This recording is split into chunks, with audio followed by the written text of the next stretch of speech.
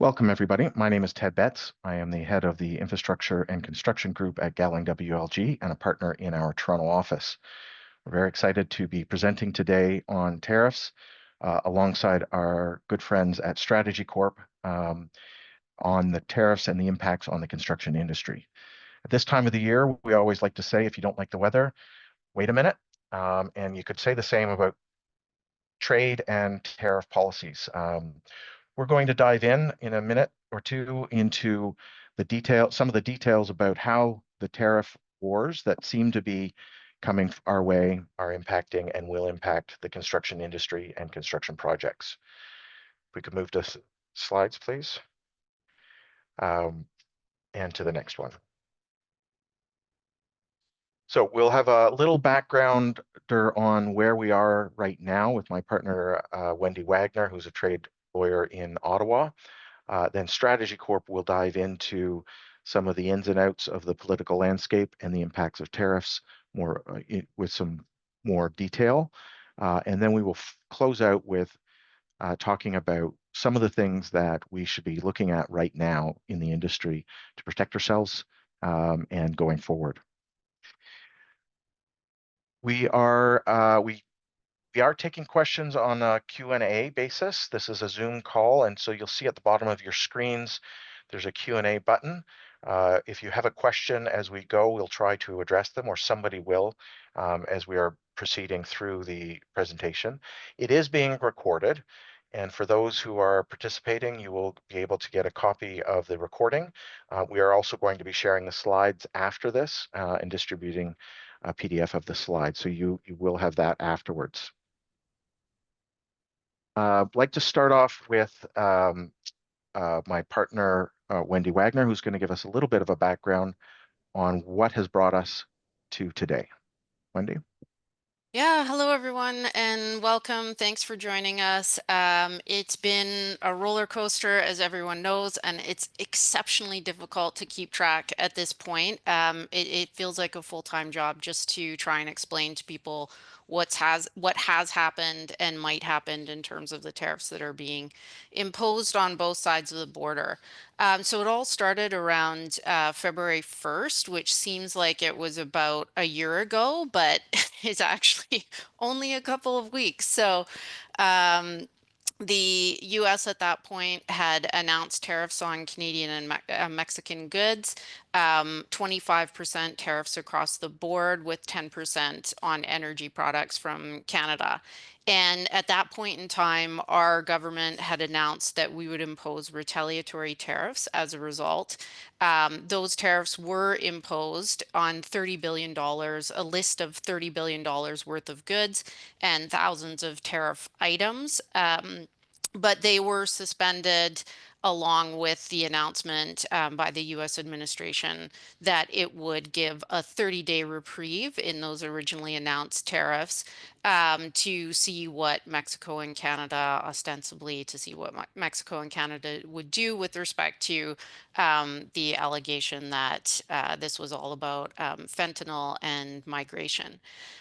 So in terms of those tariffs, the 25% across the board and the retaliation as a result, we did not apparently do enough to address the issues that were raised. So the US did go ahead and impose the tariffs on March 4th. And as a result, Canada sort of made good on its original promise to retaliate. And that $30 billion list of tariffs, counter tariffs went into effect at that point in time. What happened then was that in about 2 days later, the US administration announced that they would partially postpone some of the tariffs against Canada. And here's where it starts to get really complex in the nitty-gritty of customs, which makes things really difficult to understand, because basically what the US administration said is that we will not impose the tariffs, or at least will postpone the tariffs on goods that qualify under the CUSMA agreement, or what's called the USMCA agreement in the United States. And That is determined according to a really complex set of rules of origin that basically determine how much foreign content can be in a good before it no longer qualifies for duty-free treatment under the agreement. So that is a subset of the goods that are actually exported from Canada to the United States. Not everything that we produce in Canada will qualify for duty-free treatment under CUSMA, because some of the goods we produce have too high foreign content or not enough local content to qualify for CUSMA. So you may have heard some, I don't know exactly what the percentage is. I'm not sure anyone knows exactly what the percentage is, but you'll have heard, seen in the media that perhaps 60% of goods that are exported from Canada don't actually qualify for CUSMA. So for that reason, our government has continued to impose retaliatory tariffs on that original list of $30 billion worth of U.S. origin product, and the intent was also to move forward with another additional $125 billion worth of U.S. goods or goods that are exported from the U.S. in terms of applying those retaliatory tariffs. That's somewhat up in the air. There's been talk of that being postponed as long as the U.S. also partially postpones the tariffs. So it's hard to know what is happening with respect to those sort of what I'm calling the original tariffs and the counter tariffs. In addition to that, President Trump had also on February 10th announced that there would be a 25% tariff on steel and aluminum and certain products that also just contain steel and aluminum. And again, there's a high level of complexity in the way that those tariffs will apply. That is not just directed at Canada and at Mexico. That is steel and aluminum products from anywhere in the world. However, in response to some of the retaliatory action that Canada has taken or announced, or the provinces have taken or announced, President Trump apparently announced today that he'd be increasing that to 50% for Canada. So again, unfortunately, we're seem to be a little bit singled out in this tariff mess. So that is still yet not the end of the story. We also, on February 13th, the U.S. administration had also started to speak about an intention to impose something called reciprocal tariffs. Again, this is not just directed at Canada or at Mexico. It's something that the U.S. administration is looking at globally. And the essential intent there is that where a country imposes a certain tariff rate on a product that's imported from the US, the US has said we will match, if that's higher than what we would impose when we import into our country, then we will match that tariff rate so that it's equal, which again, in terms of this complexity, would mean that the US might have a different rate of tariff for the same product depending on what country it's imported from. So you could have, one product imported into the United States could have 100 different rates of tariff depending on where it's imported from. So very complicated to figure out what exactly is going on there. The last thing I'll say about that before turning it back to Ted is that there's also been suggestion from the US administration that those reciprocal tariffs will also be used to, in essence, punish behavior that the United States feels is unfair to its larger economy, such as Canada's digital services tax and similar taxes on services imposed globally that fall sort of disproportionately on some of the large US digital service providers. So I'm going to stop there and turn it back to Ted. Great. Thank you, Wendy. I was reading a historian who made a little bit of a joke comment about announcing his latest historical book called The History of the American Trade, March 7, 10:45 a.m. to 1:30 p.m. he said it's going to be about 400 pages long. As I said, if you don't like the weather, if you don't like the trade situation, wait a minute and catch up. If we could move to the next slide, and we'll start talking a little bit about the impacts on the construction industry. Some of these are straight up off the top obvious. On the direct impacts of US tariffs on Canadian exports. So there's a lot of Canadian construction manufacturers and suppliers exporting goods, materials, and aggregates and steel. Obviously, their prices will go up going into the US, making it less competitive to US manufacturers of the same goods. That's part of the point of the tariffs, the US tariffs. Many will have the choice of instead of losing customers, possibly lowering their prices to keep and maintain a similar pricing structure for their customers. Of course, that means less profitable companies in Canada. And then, of course, we have the exports on goods coming into Canada, the counter tariffs that we've imposed. So there's costs that will go up on construction projects in both the US and in Canada. There's also important to understand the indirect impacts as well. So we provide exports going down to the US. Maybe those are hit by some tariffs, let's say steel. That steel gets put into equipment manufactured or other finished goods that then get exported from the United States to Canada to be incorporated into buildings or used as equipment or material. Think of an HVAC equipment that's imported into Canada. The price of that will go up as well, even if it doesn't get hit with an import tax or tariff coming into Canada. The price will have gone up just because the underlying input costs have gone up. We'll also have, as Wendy mentioned, the notion of derivative products on aluminum and steel. Anything that has aluminum or steel in it that is being exported is supposed to have some tariff attached to it in proportion to the amount of steel or aluminum in there. But that's going to be an administrative nightmare, a valuation nightmare. It's going to be very time consuming and costly just to manage, both from the customs point of view, but also from the company's point of view. And so watch out for that. That'll be a tricky part when and if that actually comes to be. If we could move the slides. There's also some longer term impacts. Obviously, with the inflation and the increased cost on projects as a whole, we're going to be owners and governments will need to recalculate their budgets and decide if they can afford them. They may need to suspend projects or cancel them altogether.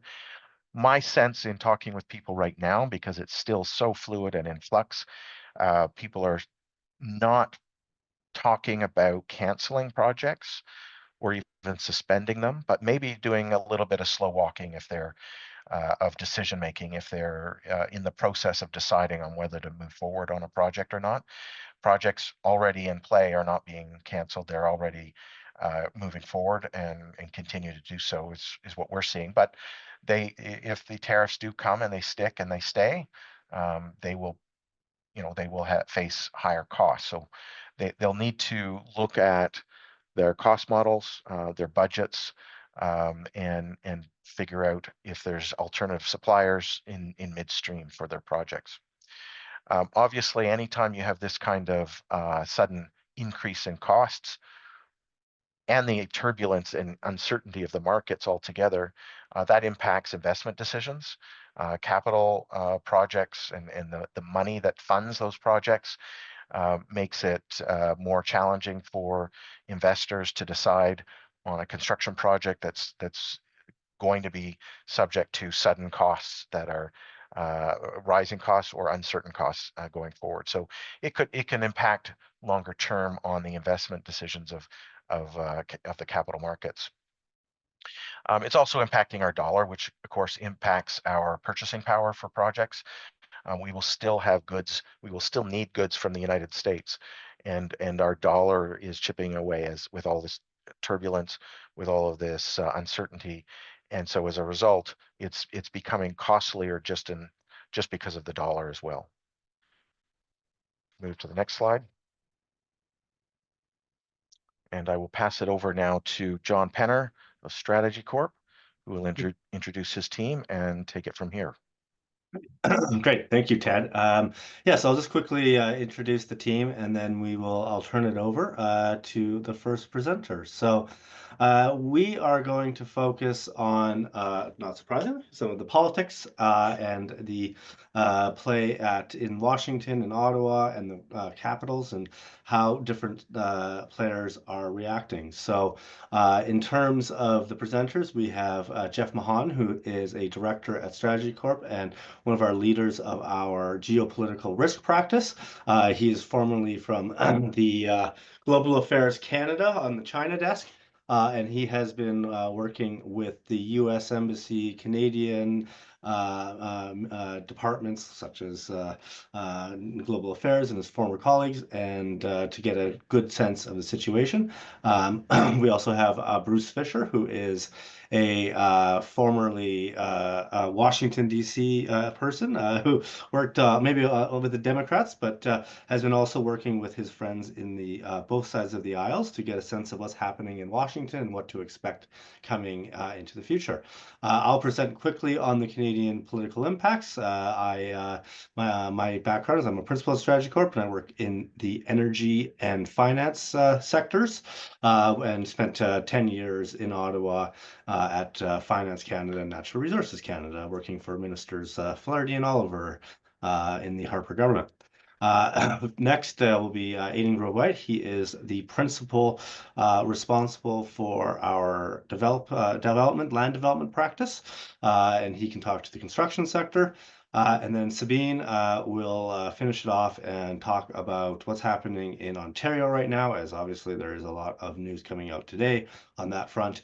And Sabine is is the longest serving principal at StrategyCorp, and works in our land development practice and comes out of prior to StrategyCorp out of the Ontario government. All right, so Jeff, I will turn it over to you. All right. I think I got my camera sorted out there. Hi, everybody. Jeff Mahan. As John said, I'm a recovering diplomat, having worked in the China division during the Trump 1.0 experience. And I think that has helped inform my way of viewing Trump, because I was analyzing his trade attacks and dealing with China at that time. And I'm also a recovering trade negotiator, although in the past few weeks, it seems that I've relapsed. And I'm going back for more with the trade policy side of things, given the circumstances we're dealing with today. And if you just give me 1 second, I'm going to quickly get my timer going, because we've got a lot to cover today, and I got to keep room for my friends and colleagues at StrategyCorp. But speaking of time, as it's been flagged, things have really shifted in just the past few weeks. Indeed, this is my third time giving this presentation in as many weeks, and you're going to get a very different presentation because of all the things that have happened. If like in 100 years ago, Albert Einstein came up with general and special relativity to rethink the way we conceive of time, there's almost a Trumpian geopolitical relativity, where political events have just condensed and sped up so that we've had, a year or more's worth of news and activities just squeezed into the first 2.5 months here. And it is really causing some challenge. But I think one of the keys we need to do is we need to step back and look at some of the details, and it'll help us be able to slow things down and better be able to figure out how to deal with what's going on. So Wendy did an excellent job at the outset going over a lot of the things that you'll actually see on this first slide. So I'm not going to go into detail of exactly what each tariff is and all its impacts, because I think Wendy covered it. But I am going to highlight a couple of underlying themes or red threads that I see that ties some of these things together, but also bring some continuity back to what the Trump administration was doing way back in its first iteration of policy. So when we look at the fentanyl, the steel, aluminum, and those reciprocal tariffs, they have one thing in common. They all were actually signaled in various different forms, from tweets in November or policies that happened the first time. But in terms of with this administration, they all actually were signaled on the very first day of Trump taking office, and in the form of his executive order outlining what he calls the America First trade policy. So everything that we've seen happen today is included in there in one of the various sections or subsections in that. So while it seems shocking when you just hear things popping up in the news, a word to the wise is there's a playbook of what's coming down the pipe, and I hate to break it to you, there is going to be more for Canada. But there's other themes that tie what's happened here together, so the other themes that tie these three together that I want to raise folks' attention to. So we all know that Canada and the US have a long-standing free trade agreement, first in the form of the Canada-US trade deal, then NAFTA, and now CUSMA or USMCA or whatever the heck we want to call it. And we're also tied in to the US through trade. Not everything's under NAFTA or the USMCA. Some of our trade, particularly when it comes to Canada's government procurement regulations, go through the WTO GPA. So, or the goods government procurement agreements, I should maybe not use some. But so if Trump is, what's going on? So some of these actions are clearly going to be offside international trade obligations. Well, yes, they are. Potentially, there could be some room for arguments in a few of them. But what is happening here is that all three of the tools that are being used, so when we talk about the fentanyl and border tariffs, they are using the International Emergency Economic Powers Act so that the president can overstep Congress, who has normal tariff granting or tariff decision authorities, trade policy authorities, and supersede that, and also the international legislation through its own domestic legislation. So the US government is not quite necessarily running willy-nilly over the rule of law. The courts might say he's overstepped at a later date, but for now, they are grounding this in domestic legislation. But the same thing for the steel and aluminum tariffs. And for both fentanyl and steel and aluminum, there's exceptions in various trade agreements. Sometimes they could be dealing with emergencies and public health crises, which I'm sure we would see the Trump administration make that argument in the case of the fentanyl and border, because they did call a national emergency. Hard to say how that would play out. I think it's easy to say that the response is extreme and disproportionate for the challenge, so that could maybe come into effect. But the steel and aluminum tariffs are also being used to try to deal with exceptions at the international level, and that's in terms of national security.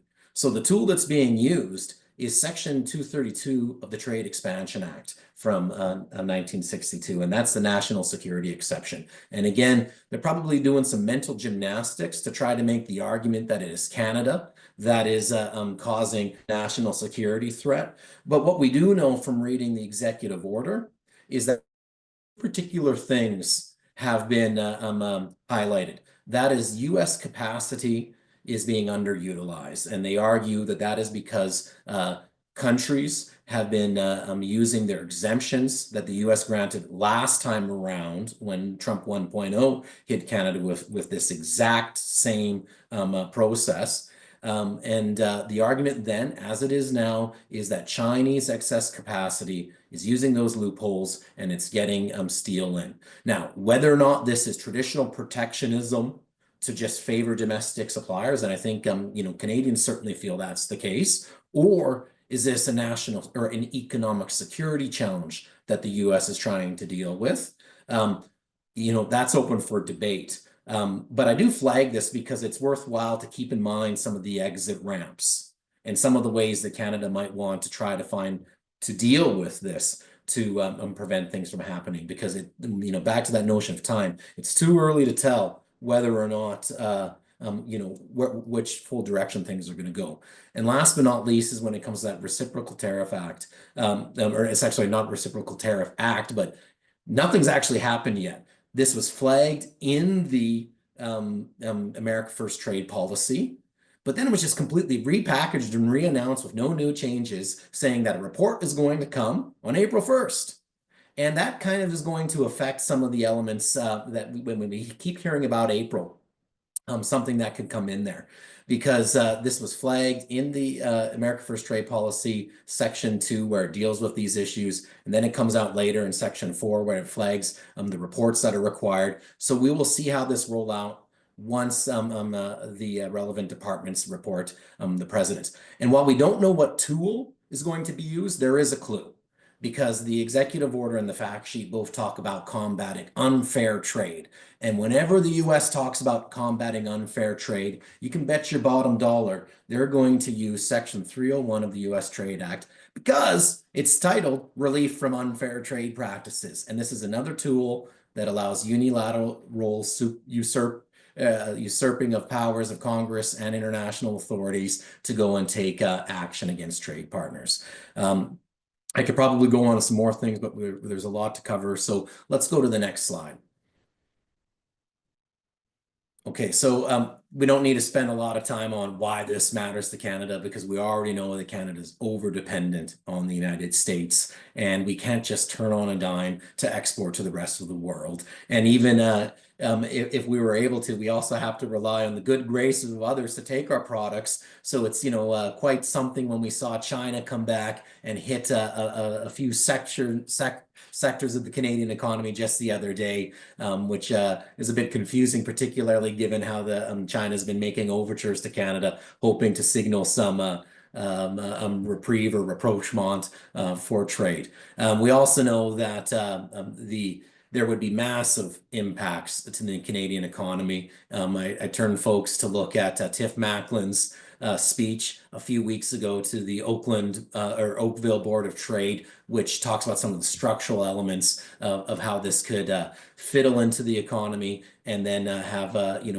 bit of a deflationary spiral and create some real challenges.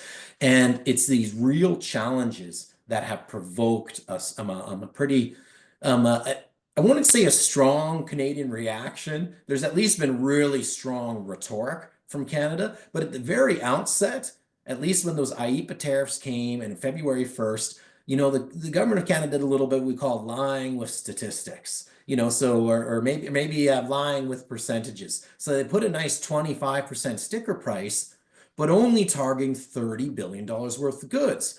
Whereas if the US were able to tariff everything in Canada, they're getting a heck of a lot closer to tariffing $500 billion of trade. So I call those actually tiny tariffs. And I think one of the reasons they did that is one, they don't want to hurt the Canadian economy too bad. And two, they also note that at least when it came to the fentanyl tariffs, that the US had flagged that it will not accept retaliation. We'll see what that all means, but I think that they were on the one hand trying to prevent a spiral of the United States, while at the same time, quenching the thirst for blood amongst the Canadian public. But when the US did its little ping pong play with adjusting its approach to dealing with Canada, as Wendy pointed out, going to CUSMA, which essentially, some argue the US said, oh, well, that means 60% of Canadian tariffs are still going to be hit.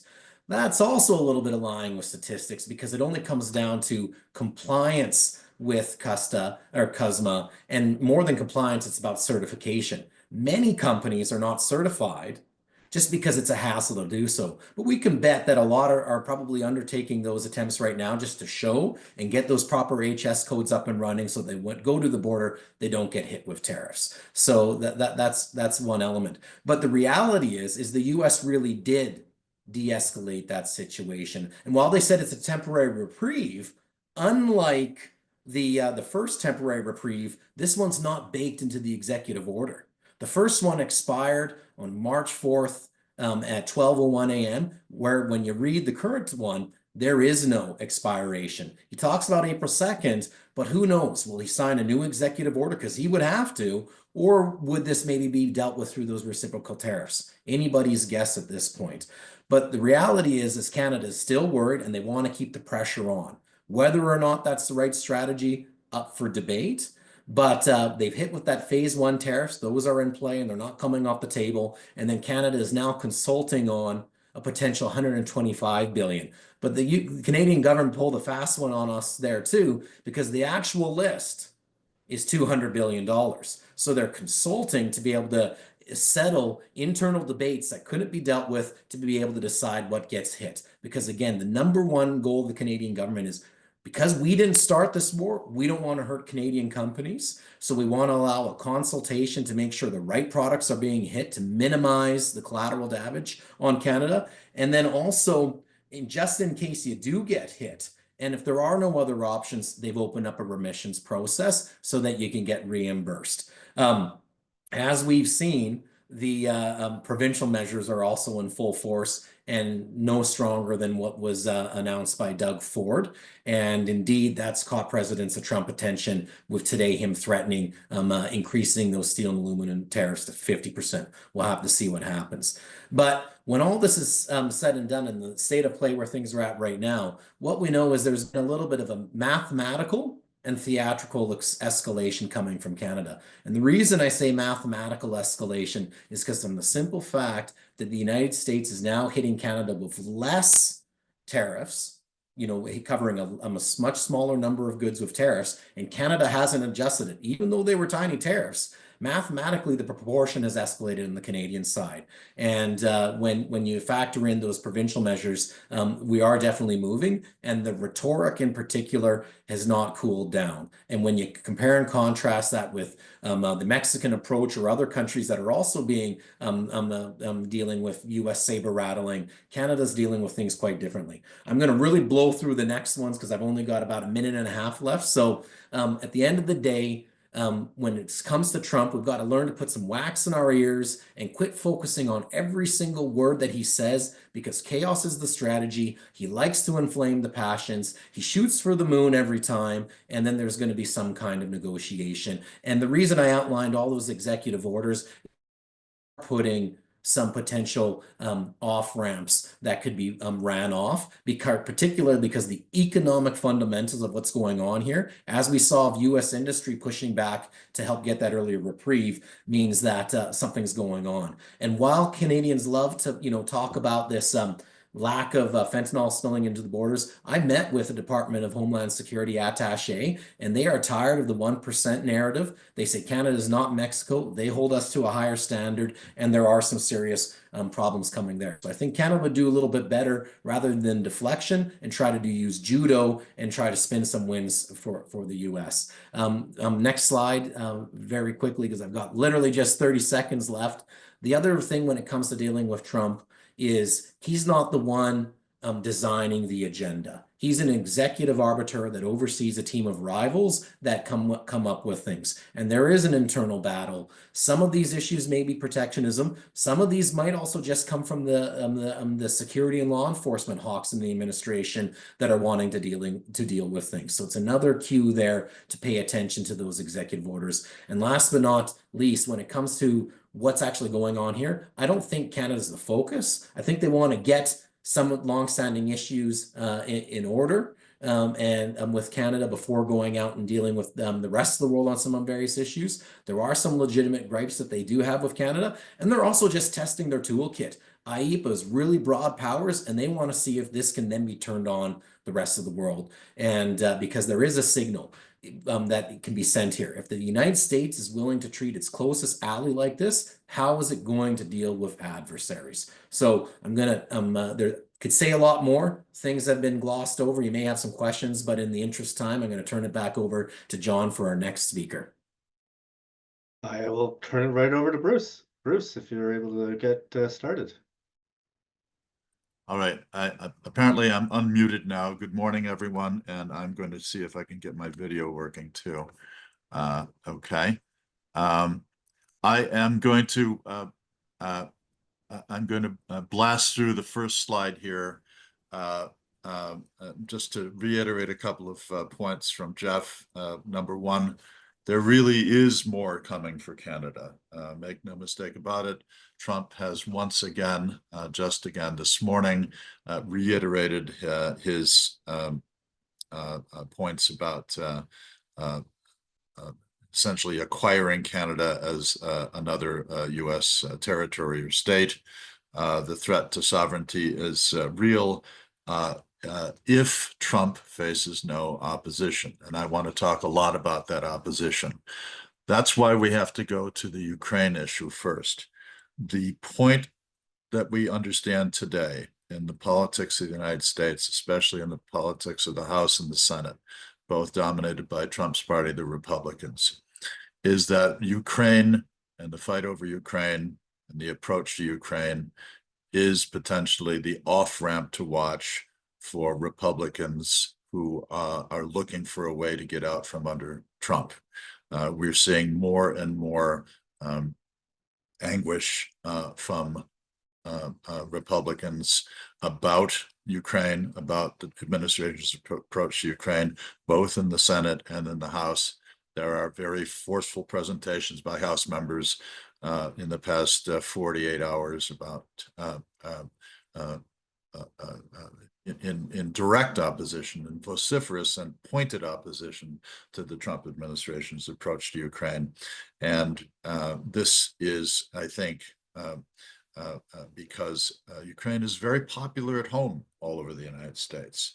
There's great disgust at what Trump engineered in that meeting a couple of weeks ago on the Friday when Zelensky was in the Oval Office and was sort of double teamed by Trump and Vance. So the question, though, is what's Trump's operation here? Answer, it is every day to get a victory. It is every single day to flood the zone, to keep everybody off balance, as Jeff was just pointing out. We're going to continue to advise our friends, our clients, plug your ears, be like the sailors on the Odysseus' ship, the Argo.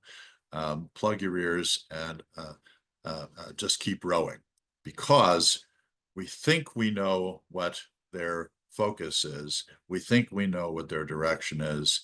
And it's not clear to me, however, that they're going to be able to get what they want. Let's focus on the documents again. What Trump and his allies require is a set of documents. I won't bore you with the procedural business, but frankly, if it's not in the Republican budget resolution, it ain't real. So they're not, his allies in the House and the Senate are not putting money on the table.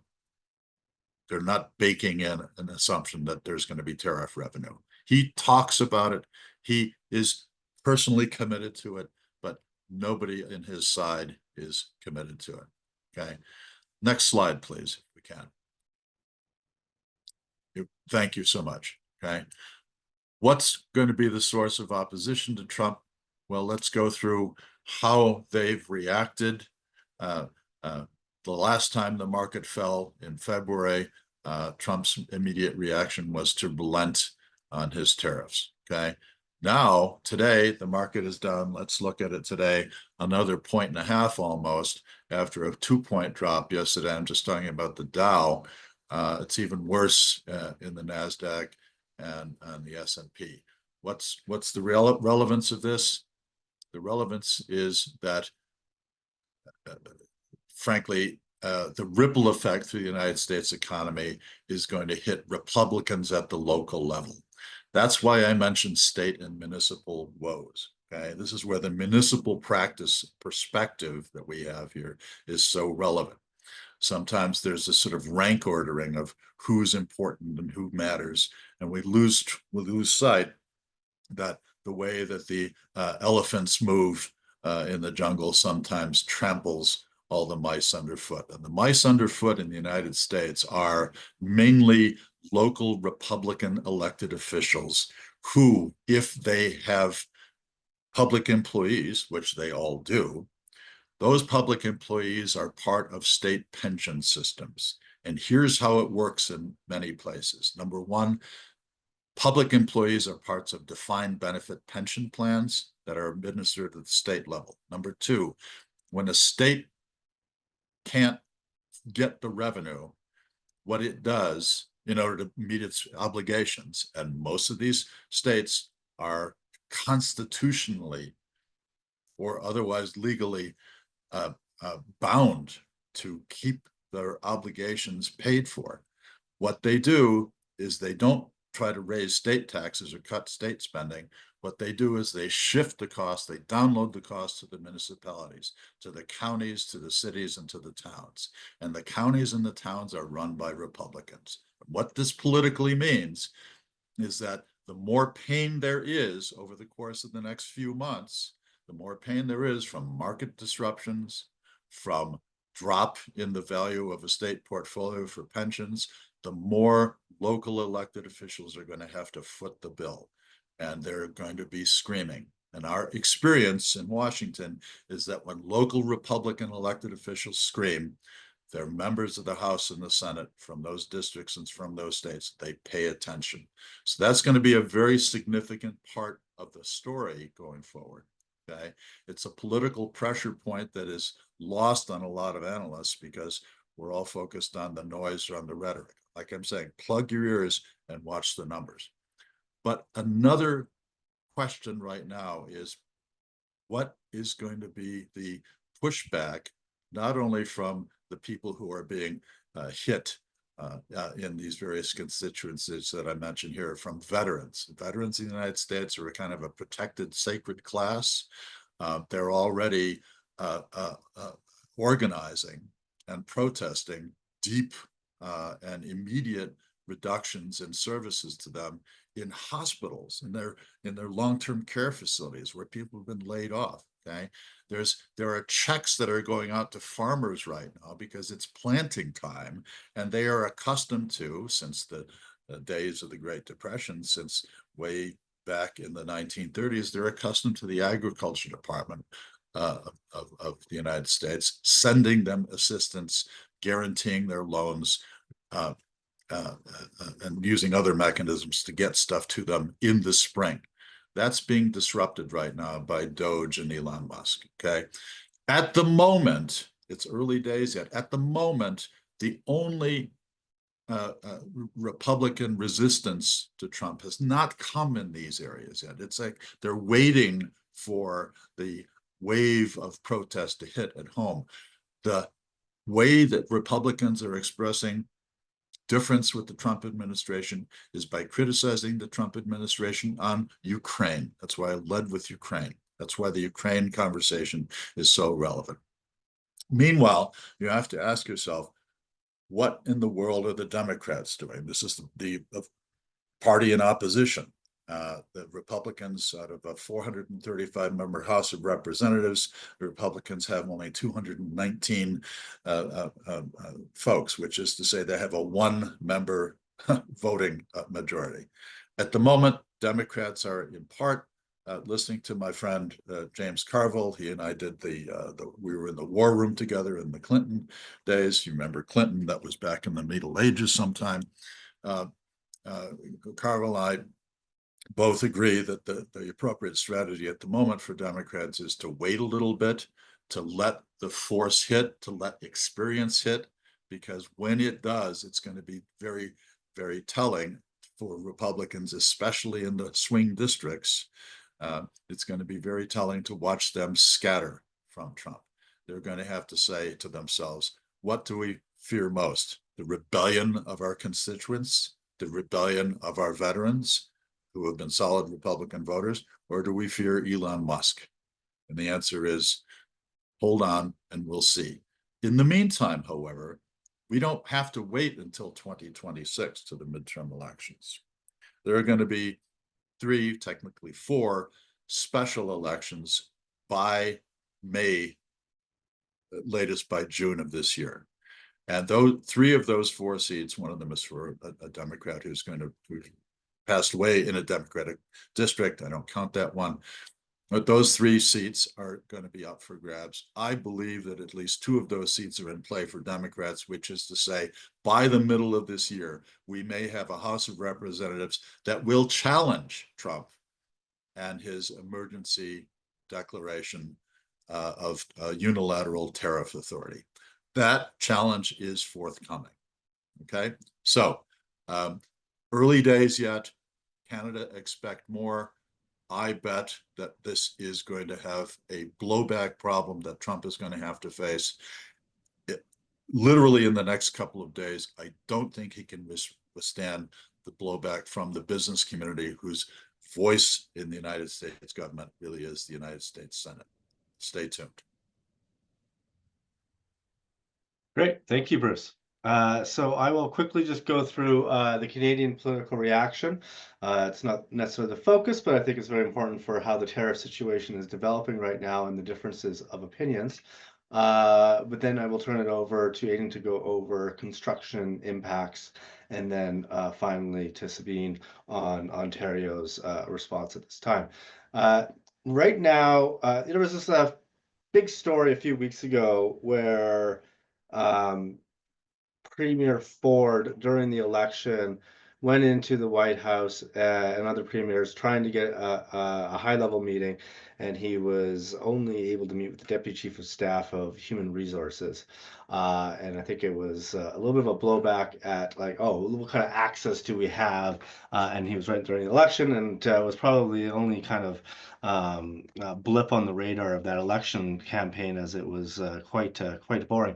But you know, it was an interesting challenge, because I think it shows very importantly that I've done probably over 20 trade trips when I was in the federal government. We mostly met with federal governments, and I was at Finance Canada, which is always very important in Canada, but the White House is the White House. They have 200 countries that all want to meet with them, and subnational governments are not really, where they focus their attention. So I would say it's less embarrassing as it is a big challenge right now, which is that really you need to have a prime minister with some level of authority to work with Trump, because that's where the rubber meets the road. That's his interlocutor. That is the relationship. And if you don't have that, it's very hard for a provincial government to really make any headway. Of course, we could talk to the Ontario government and the response today, and the blowback from the Trump administration, which others have talked about already, so I won't get into it. But that to be said is, there is a very big divide right now on how the provinces are trying to deal with Trump. So you have Ford, who wants to do more of the tough guy routine, and countervailing tariffs, and really push and kind of thinking of it almost as a war. Then you have somebody like, Danielle Smith, who is deciding, and other premiers who are more in the appeasement type approach, and like, how do we constructively engage so that I can get the tariffs off? But that divide isn't actually taking place at the federal side. So Mark Carney, obviously the new leader, Pierre Poilievre, leader for a long time with the Conservatives, there's not much daylight in their positions. They're both probably more aligned with Premier Ford right now.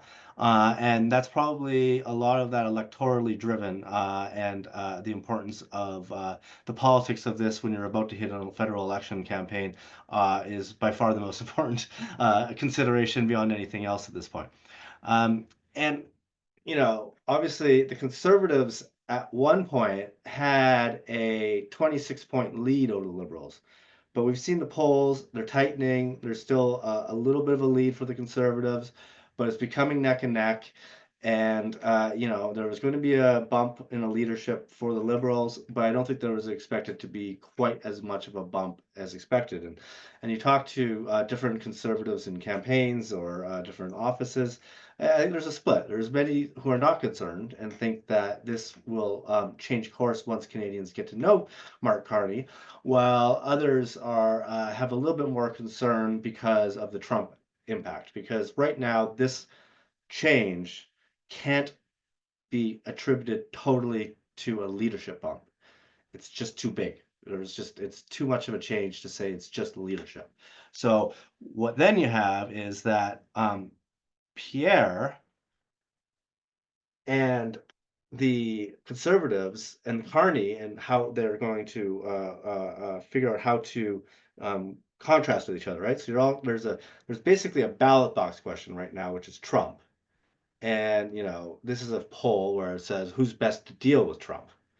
And the Liberals have a lead in it by 10 points, which isn't a huge lead. It's actually quite tight. But on every other issue, other than climate change, the Conservatives are leading, and they continue to show what they have done in the last couple of years of driving the agenda. You know, the Liberals have taken much of the Conservative agenda and tried to take it off the table so that they can focus on what they want the ballot box question is, which is Trump. And it's working. But the thing is, you know, Pierre is in a really tough spot. Why? How do you contrast on the question of Trump? Contrast, as I said, with the premiers is appeasement versus tough guy. Those going into elections will always be the tough guy. You don't want to be, especially as per this next slide, you don't want to be seen to be too close to Trump. Tribalism and politics are really just two of the same words. The question isn't who is better to deal with Trump that's driving polls right now. I think you could feasibly say that Pierre is in some ways the best person to deal with Trump because Trump likes conservatives, as you tweeted about our friends in Germany when the conservatives won. His biggest ally probably is, you know, the Hungarians and the Argentinians, Milei, and he's very focused on that. And I think he'd probably want a conservative government and probably would treat Canada a little bit better. But that's not really what is the ballot box question is who's best to deal with Trump. The ballot box question is that Canadians really hate Trump right now. And who do you see as the most Trump-like? And I don't want to be the person, I don't want to vote for somebody who I see as more Trump-like. I would like to be, I need to have somebody who will fight Trump because I don't like Trump, the strong guy routine. And this is a very interesting question from Abacus, which is who do you people think of the federal leaders? Who would they vote for in the U.S. presidential election? And, you know, Kamala Harris for basically everyone, and then Pierre with a very strong kind of majority that they think that he would have voted for Trump. And that's the challenge that he has to overcome in the next election.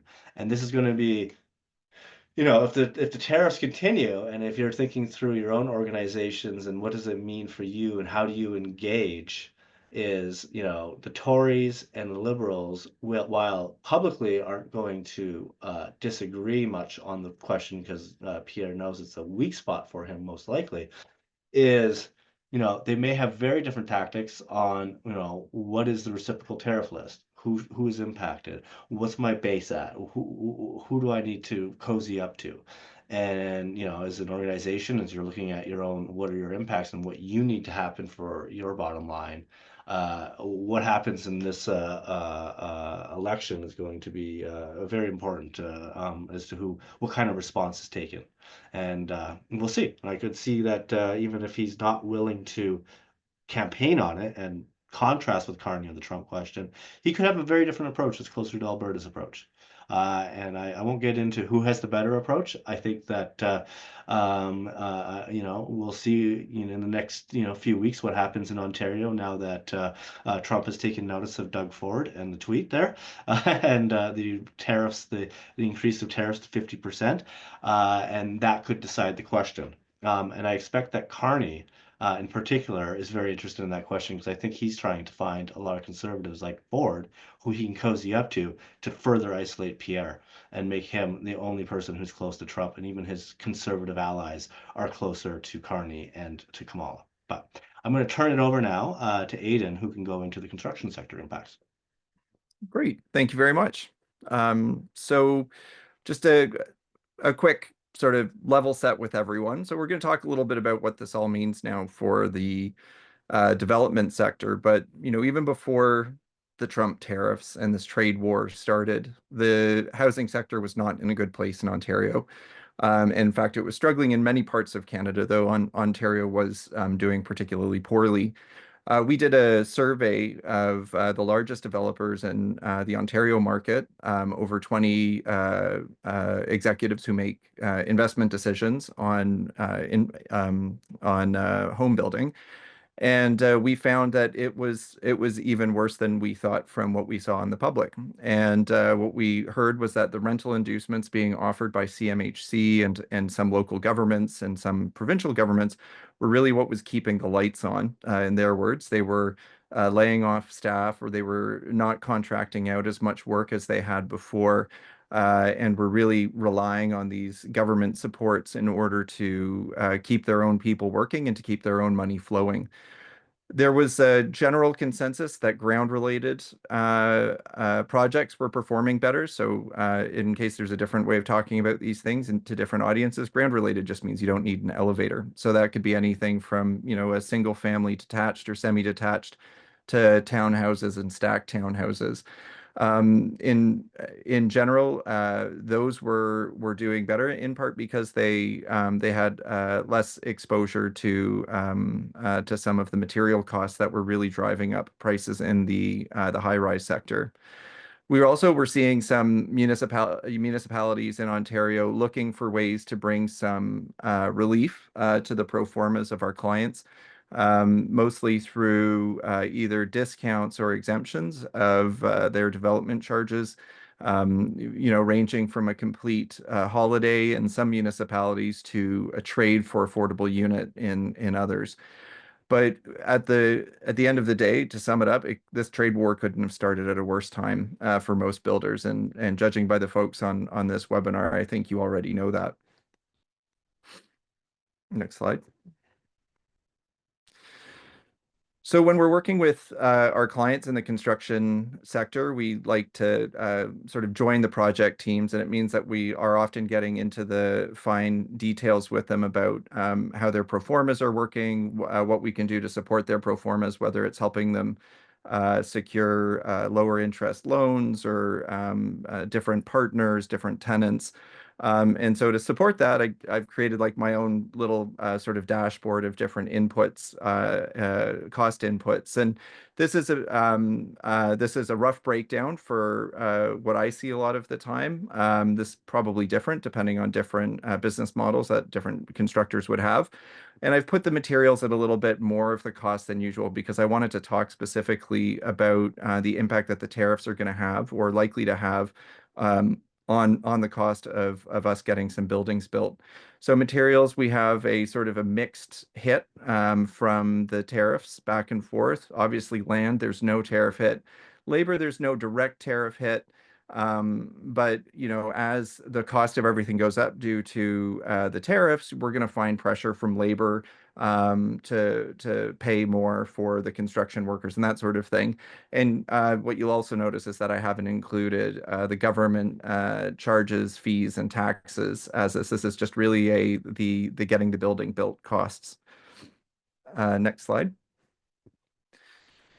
So over, between 30 to 45% of the materials, the cost of a new building is in the materials, and about 30 to 45% of that can be quite exposed to the tariff threat. And as someone was asking, this can actually have a compounding impact, as if like just talking about aluminum. So let's say we have, send aluminum to the States and there's like a 25 or a 50% tariff on that, and it gets put together into an HVAC unit and then sent back to Canada where we put on another 25% tariff hit on it, and our dollar is dropping. Like this is a compounding problem for our sector. Obviously, some stuff we can just sort of maintain our own sort of price controls, or maybe we might even see a bit of a discount with dropping demand from the United States in lumber and concrete. But we also have a very, very challenging situation with some materials. So for example, that the single family and semi-detached sized units that we use in Ontario, certainly, most of them come from the United States. They're very trusted American carriers, American suppliers, and those are not readily produced in other markets. Whereas on the other hand, when we look at the condo-sized or apartment-sized HVAC units, we actually do have some European and CP/TPP partners that are able to substitute. Challenge with that is that it's going to take a while. We've been working with these American suppliers for generations now, and it's not just like flicking a switch. And we're going in my home city of Toronto from a situation of a HVAC unit for a single family detached being, a 3-hour, 4-hour drive away to multi-day, maybe multi-week trip across the Pacific Ocean for those HVAC units that are suitable for a condo. So it's not going to be a one-for-one switch, and it's gonna hurt a little bit as we go. Next slide. So I did an analysis and came to very similar numbers to what you'll find on Gowling's website by, I think, Ted did an analysis as well.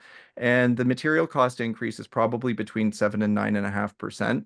And that will have an impact on the total home price of 2.1 to 4.3%. I have to say that in my numbers, I did not take into account the impact of a falling Canadian dollar amid all of this. And this is also roughly what we could expect at stabilization. So that's after we have some more secure or more regular sort of supply chain set up with those more trusted partners in CETA or CPTPP. I did add an extra little 20% inefficiency buffer just to I'm a bit pessimistic. I also like to be conservative when I'm giving advice to clients when it comes to money.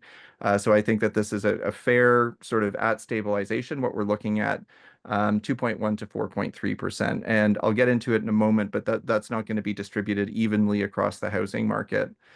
On the next slide, you'll see I'm just reminding something that we've talked to the government on behalf of our clients a lot is, yeah, like 2.1 to 4.3% it's pretty awful to have that as an increase. But in Ontario, we have between 20 and 35% of the cost of the final cost to the homeowner is about 20 to 35% of the cost of the unit. So within that, I think if governments are serious about wanting to make sure home ownership remains affordable, I can see ways pretty quickly on how they can offset some of those costs. And I hope that in all of the plans that we're seeing from the government, that they'll listen to folks like us, folks like my clients, and start reducing those government cost inputs, because they make a huge, huge difference all across Canada, with perhaps the greatest impact in Ontario. And as I said, it's not going to be the same. So you're going to have, these counter tariffs will hit certain parts of the market harder than others. So remember earlier, I was saying that, hey, there's a little bit of a glimmer of hope when it comes to the single family detached or the ground related market. Well, they're a less efficient building type. So that means that their material costs are higher. They require those larger HVAC units that are really only produced at scale by American producers. And they also are less efficient when you think of their plumbing systems. And those are almost all made by American suppliers, as are the windows, doors, and roofing materials. So a lot more is borne by the individual single family detached or ground related unit than a condo. On the next slide, you'll see, though, that's not going to save us. The condo market was already really suffering. The high-rise market was already really suffering. And though we can do a fair bit of exchange, it's maybe a little bit easier given the similarities of the need for condo market materials with our CPTPP and CETA partners. It's not going to be enough to make a huge dent in the challenges that we have in the high-rise market in Ontario. Again, that 20 to 35% of government-driven cost into the system, regardless of whether what side you fall on the development charges arguments that we have. That is really where we're going to see a material difference in offsetting the cost due to the tariffs and counter tariffs. So something that we're talking a lot with our clients about is that the long-term assumptions of their development pipelines are going to be impacted. It's going to be specific to each development often, but you have some clients that are looking to redevelop their sites after an industrial tenant leaves, and they thought, oh, well, 5 years from now, they have an option to extend by another 5 years. Well, if that industrial tenant is trade exposed, they might actually have to take some of their capacity or all of their capacity to the American market, leaving the site vacant earlier than anticipated. It may also end up being some sites might experience a slight increase in demand as some cross-border products, where you're able to build a facility that can serve both markets. Some of them might relocate to Canada, or they might relocate to Canada because, they can serve the Canadian market, but then also serve the CETA and CPTPP market. But I think really what it comes down to is it's each project. You got to work through with our clients on each project and identify where some sources of capital might be. Are there government supports that already existed before the tariffs through different government agencies? And of course, what can be done now that the tariffs are in place? Next slide. And then as this continues on, as we look at, how does the development sector support itself, I think you'll find also on Gowling's that there's work that can be done on construction contracts. But I think really what it's going to take is for the development sector, builders in general, to be much more assertive when it comes to conversation happening at the federal level and at their provincial levels about policy changes. You're going to see a lot of governments come in with a lot of different ideas about how they can help offset the damage of the tariffs and the counter tariffs, and it's critical that everyone in our sector has a seat at the table, as well as develop those new relationships with CPTPP nations and Europe. And finally, it's going to be a hard adjustment for everybody. It goes without saying. There's going to be some inefficiencies that we're going to have to experience and just accept as we switch over to new suppliers. What's also going to be challenging is, for many of those suppliers, how much should they invest in what could just be a temporary tariff situation, maybe 1 year, 1 month, 3 years, a decade, who knows? It's really hard for them to make their own investments in this right now. And so the best approach is for the immediate term is to work those government and policy levers to get that immediate relief, and hopefully work with them as partners to identify longer term strategies, both to diversify our outgoing trade, but also who we rely on for critical materials required to build housing in Canada. Sure. Thank you, Aidan. I know we have a bunch of questions I've been following in the channel as it relates to rental market versus condo market, highways, other major projects such as in the energy space. Do feel free to email us, and we can, and then also the Alberta Calgary situation, and I'm sure we can provide some further information. And I know from just talking to a few of developers that I find that the rental versus condo market, a lot of it isn't necessarily even on specific tariff impacts as it is general economic feelings of consumers and whether they're ready to buy given the challenges. But I will turn it over now to our final speaker, and Sabine, take us through Ontario. Great. And if you go to the first slide, no one can control the waves. And, whether it's the premier, frankly, whether it's the president, or whether it's companies that are trying to cope with the behaviors of premiers and presidents, we all have the same problem. It's trying to figure out what's the best we can do to play the hand that's dealt us in the given situation. The general positioning of the PC platform that has become the de facto playbook for how the government of Ontario is going to react, and be focusing on Ontario. I understand that different provinces are playing a different set of cards, but just to dive deep on the Ontario situation, the Premier made it clear that his intention was to hit back and hit back hard, and he already seems to be delivering on that. And all you have to do is follow Twitter or Truth Social today and see the immediate impacts of this. But what exactly does that mean? And broadly speaking, there are the retaliatory responses, which we're all going to have to live with and respond and manage the impacts of. And then there's stimulus responses, and the government set out in 2 sections of the platform what those might look like. If you can jump to the next slide. One of the key areas of focus was to try and build Ontario's economy to make it as robust as possible for withstanding the damage that would come from this trade war.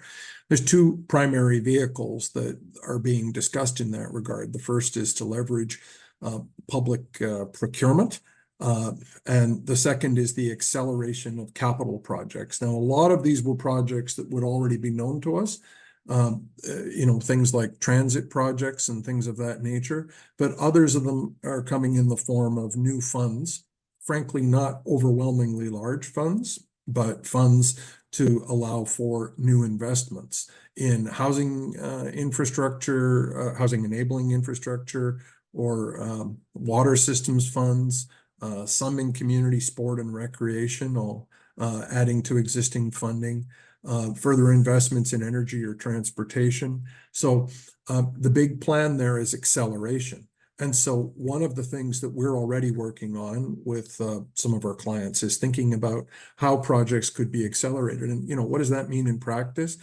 I think you would all know very well that it'd be pretty difficult to spend an awful lot of 2026 money in 2025, given that you would have had to have been in the field already procuring the arrangements, and the contractors probably through the winter to have something go in April. But it could well be that it's possible to advance some projects from 2027 to 2026, and that's one of the things the government would like to do. If you advance to the next slide, there's specific work that they want to do on investing in transit, but also cutting red tape in and around trying to get rid of overlap and duplication in approval processes. So there's likely to be opportunity to try and address that. And of course, that could be an interesting area. You'll see some of the language: scrap redundant and wrong-headed impact assessment requirements that unnecessarily raise costs and slow down approvals for nation-building projects. That was very much aimed at federal regulations. And I suppose a federal official could look at that, smile, and say, well, none taken. We thought that was essential for protecting the environment or what have you. So clearly there's going to be opportunity for navigating what it means to try to achieve the reduction of red tape, while at the same time managing the things that we still wish to achieve through our approvals processes. But I think we could look to more change potentially, depending on whether your perspective, either disruption or positive developments in the reduction of red tape. If we jump to the next slide, the other section that really deals with this is around keeping Ontario competitive. And while there were many sections in that, I'll just deal with one, with the section related to reducing red tape and barriers to building. If you jump to the next slide, that is a little bit enigmatic as to exactly what it means. And we sort of have to understand the platform as having been a kind of Polaroid snapshot of what the thinking was of the elected part of the government while it was out on the campaign trail. How this will actually express itself in terms of government action is yet to be determined. But I think you have to understand it as a sincere expression of the goal. So when they talked about reducing red tape as its own independent section in here, it's likely that they were thinking about like a Ministry of Economic Development perspective on significant infrastructure projects and major commercial industrial type investments. But it went on to say, and homes. So it's hard to tell exactly whether what they have in mind is some kind of, further efforts at the sorts of things that we associated with the Housing Supply Action Plan, or whether it's more focused on, significant infrastructure projects. But the bottom line is clear. They said that what they were hoping for was to ensure that Canada was the fastest in the G7 for being able to approve things.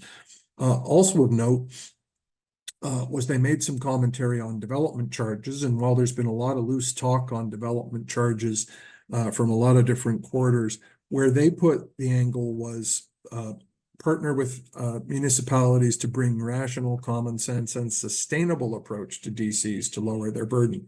Some had maybe been hoping for get rid of them entirely. That doesn't appear to be in the cards, but there's clearly a change in direction in DCs. If you can jump to the next slide. So what do we do? How can we help, or how can you help yourselves? What we sort of see is a menu that looks like this. There's tariff avoidance and mitigation. I often refer with a smile to the old Bugs Bunny cartoons where you had the fight between Daffy Duck and Bugs Bunny as to who the Elmer Fudd should shoot at. And the duck would hold up a sign that said rabbit season, and the rabbit would hold up a sign that said duck season. That's not the most productive kind of activity in the world. But Jeff and others have mentioned today that we identify a large portfolio of potential products to tariff, and then we select which they are to try to avoid the public policy equivalent of cutting off our nose to spite our face. Tariff avoidance and mitigation at the political level means trying to get Trump to drop his tariffs. At the practical level, it means which counter retaliatory measures, if you're an American who wants to sell into Canada, or if you're a Canadian who needs to purchase things in Canada, which of the, say, many, many billions of options will they actually select? And there's work that can be done on that. So hit someone else, or hit us less, or phase it in over time. The three classic ways of mitigating the effects of things. Duck season, make it 10%, not 25%, or phase it in over 3 years, and maybe it'll be over by then. The second broad area of interest is stimulus optimization. Just because the government intends to do something doesn't mean it's going to work for you. So projects to make us eligible, or make us eligible for more, or make us eligible for sooner are also very much on the menu for the next few months. And then the other, on the Buy Canada side, or the Buy Ontario side, if you are an entity that is selling into Canada, it might be that you have a really important value proposition that municipalities or other purchasers, hospitals, what have you, would not wish to lose. It could be that you don't have a legitimate competitor. It could be that the government might want to exempt you from any kind of trouble. Or it could be that you have partners that you can use, like the Premier himself was asked the question, are you going to continue to work with GE Hitachi on the nuclear procurement? Because they're American, aren't they? And the response that was given by the Premier and by the Minister of Energy was, well, those are special projects because they are ones where we've negotiated significant supply chain benefits and significant technology transfer, which is going to allow them to be extremely beneficial, not just because of their energy outcomes, but because, more importantly, because of the industrial impacts that they're going to have as well. So no, we wouldn't be catching those up in favorable Buy Canadian preferences. So clearly, there's room to negotiate on any of these things. The important point with any of these is just because it's designed to provide a benefit doesn't mean that it will be implemented in a way that it will. Just because it is designed to catch you doesn't mean that it must.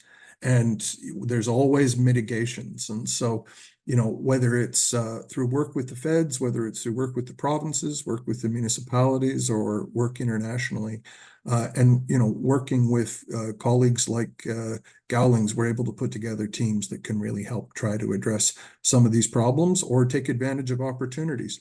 So with that, let me turn it back to Ted to hear some final comments from Gowling. That's great. Thank you, Sabine, and the rest of the StrategyCorp team. Thank you, everybody, for the questions you've been posting in the Q&A. We've tried to get to all of them as best we can. Obviously, if you want to follow up, you're more than welcome to reach out to us directly with questions.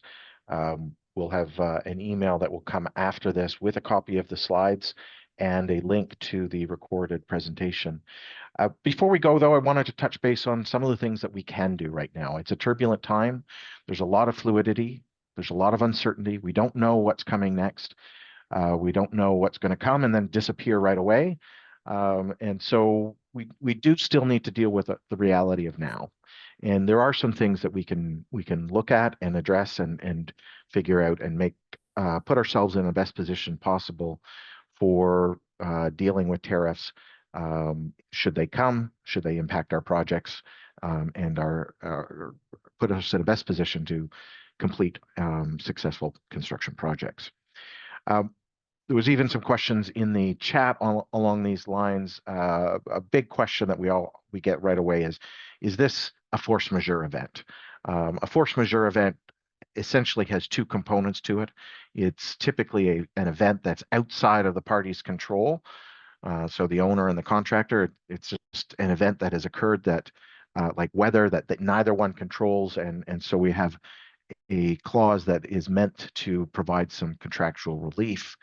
But the second element is where we get tripped up in this kind of a tariff situation. And that is, for a typical force majeure, it needs to prevent a party from being able to perform their obligations, not making it more expensive to perform them or perform them in a different way, but preventing your ability to perform. In the common law provinces, that's definitely, the courts have been very consistent in interpreting typical force majeure clauses in a way that does not include price increases. In Quebec, it's in the civil code, and they interpret it in a much the same way. Was your performance prevented? But these are creatures in the common law provinces of contracts, so you really do need to look at your contract and look at the terms and how is it defined, because that will be definitive. From that, you want to review your contract terms generally. A lot of CCDC contracts will have a specific provision in them that addresses how increases or decreases in taxes and duties, that includes tariffs, are treated. Typically, those are owner risks, owner price risks. But if you're not using a CCDC contract, if it's a standard or if it's a big infrastructure project, you're likely to have some terms that deal with either changes in law, changes, increases in taxes that cover duties and tariffs. So you'll have to review all of those clauses to make sure you understand how those are, and in particular, focus on the procedures for bringing those claims. There will be likely notice periods if you have a change because of increased costs and you're entitled to some relief. You will want to follow those notice provisions and make sure you stick with those timelines. We're also cautioning people who are in procurement now to be very careful and clear in your instructions to bidders. What you don't want is different bidders addressing tariffs and the potential and anticipated tariffs differently than other bidders. You want to put everybody in the same position so that they are all providing you with a good, clean price that you can compare apples to apples. That can be as simple as telling all bidders where the risk of tariff increases are and that it won't be with them. And so they should just give the clean price. Don't build any buffer for tariffs because there are contractual remedies that will provide that relief for them. Either way, you want to make sure the bidders are clear and they are consistent. You will, as Aidan was talking about, want to consider alternative suppliers. That may be a challenge, but if you're at the outset of a project, you'll want to build that into your execution plan to maybe proactively look at and consider supply chains that and sources that you haven't before, and not just rely on your usual ones. Or if you are relying on your typical trades and suppliers, maybe go back to them and ask, how are they dealing with it? How are their prices going to be impacted? Big projects, especially infrastructure and public-private partnership projects, PPP projects, that is, and anything with any kind of project financing will have financial models that are carefully calibrated to the project and the cash flows of that project. You're obviously going to want to stress test those. How vulnerable are they to fluctuations in costs that may be caused by the tariffs? You'll want to look at other measures to ensure inflation. You have inflation protection from any kind of cost, because as we talked about, as we heard all day today, the tariffs is just one element of the cost increases and impacts of these kind of trade events. Wendy, do you want to talk a bit about the tariff review and relief measures that are available in our hub? Yeah, for sure. I'll just spend a few minutes on that, Ted. It's really sort of I think the starting point for any consideration, because there's a lot of misunderstanding on how the tariffs apply and to what, and understandably so, because it's an ever shifting movie that we're watching here. So so I think, you know, one of the first things you want to do is just review the products that are traded across border or impact the project. Are they properly classified? All of the application of the tariffs is based on the customs classification of the tariff. So you really want to understand that.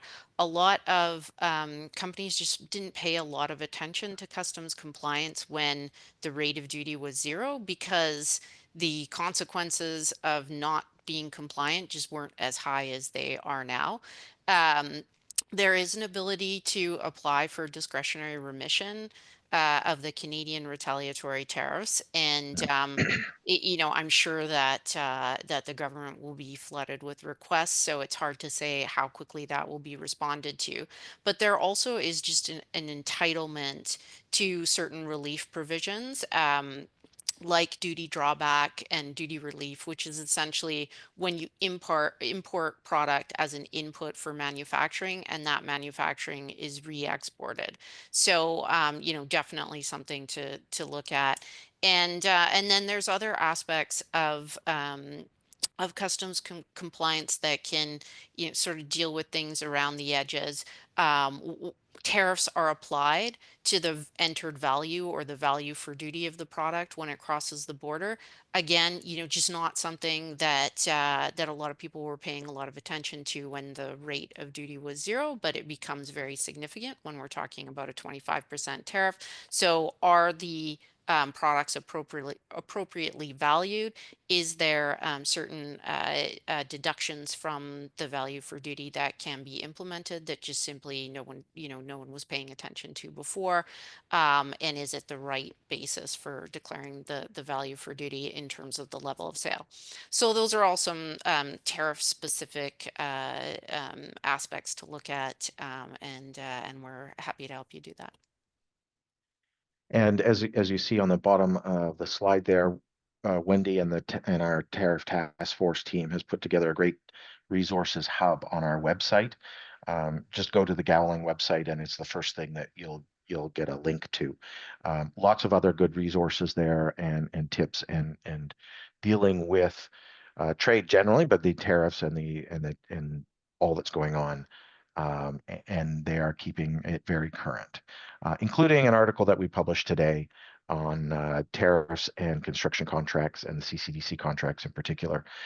So look out for that. There's lots of particular articles that we're putting out on different aspects and different impact of different sectors, including employment and elsewhere. So go back frequently to keep current. John, can you forward it now to the QR code slide? Oh, that's just a slide on some of the things that we are doing, which is all what we were talking about. We've been also, a number of our lawyers have been interviewed, and StrategyCorp have been interviewed on the news. You might have seen us around. And if you could forward to the QR code then. Yes, there. So we put on these presentations so that we can help educate people about what's going on in the market in their industry, and in particular our industry, construction and infrastructure. We would love your feedback. We try to make these as helpful and useful and practical as we can, but we only know how to do those right when we get the good feedback from you. So please follow the QR code and let us know how we did, or topics that you might like to see in the future. I wanted to thank Margaret Williams and Shannon for their assistance in setting this up, and our good friends at StrategyCorp for putting on a great presentation today. These are trying times, but we have great advisors here ready, willing, and able to help you through it, both at StrategyCorp and at Gowling. As things change, and they are changing all the time, you know, we are there to help you. As I mentioned earlier, the slides themselves, as well as a recording, will be available to all participants. Look out for that email. And we will continue to monitor. Thank you, everybody, for joining us today. Looking forward to helping you through this. Bye.